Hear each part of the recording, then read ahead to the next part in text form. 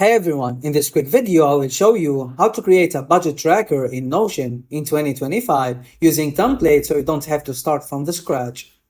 Once you finish creating your account, head over to Notion template gallery or the community template library and search for budget tracker or personal finance. You will find ready-made layouts with income, expenses, and savings categories already built in.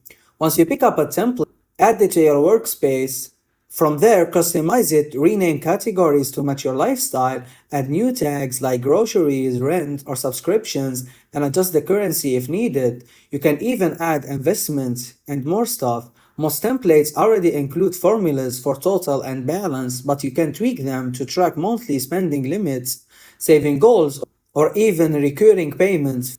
Finally, switch between table, calendar, or board in different ways. With just few edits, your template becomes a personal finance dashboard that updates automatically as you log expenses. Using templates makes budgeting in Notion fast, flexible, and beginner friendly. And that's it, your quick tutorial. Thanks everyone for watching.